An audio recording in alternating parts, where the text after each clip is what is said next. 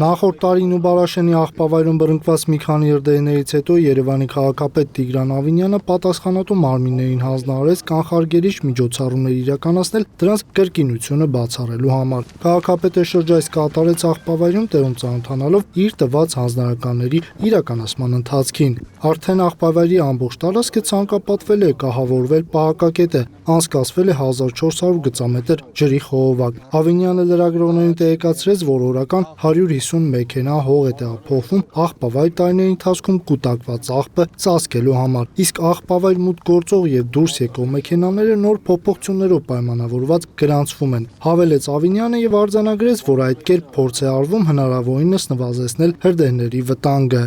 Այս միջանկյալ գործողությունները, որ անում ենք Բարաշենի աղբավայրում, մեզ հնարավորություն կտան որոշակի տրամաբանական ժամանակ ծախսել արդեն նոր աղբի վերամշակման գործարանի կառուցման վրա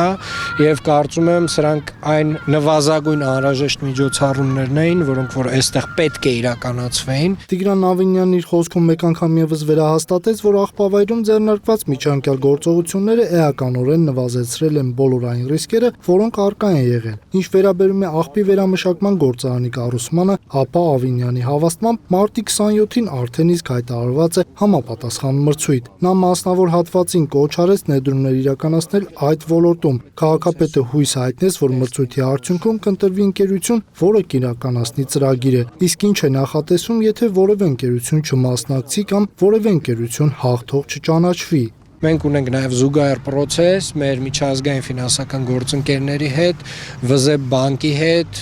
մեր մյուս ֆինանսական միջազգային գործընկերների հետ, որ իրականացնում ենք խորը վերլուծություն process-ի եւ խորհրդատվական ծառայություններ ենք գնելու, որպեսզի ավելի լավ փաթեթավորենք։ Քաղաքապետը անդրադարձ կատարեց նաև օդի աղտոտվածությանը, հատկապես աղբավայրում բռնկվող հրդեհներից հետո առաջացող ծխի ամպի վտանգներին։ Նրա խոսքով թունավոր արտանետումները հիմնականում տեղի են ունենում այրման ընթացքում, իսկ այն նվազեցնող միակ տարբերակը մեծ ծավալի հողային շերտով կրակի օջախի ծածկումն է աղբավայրում։ Այս մեթոդը կանխում է ոչ միայն կրակի տարածումը, այլև թունավոր գազերի արտանետումը, նաև վերացնում է ծուխը։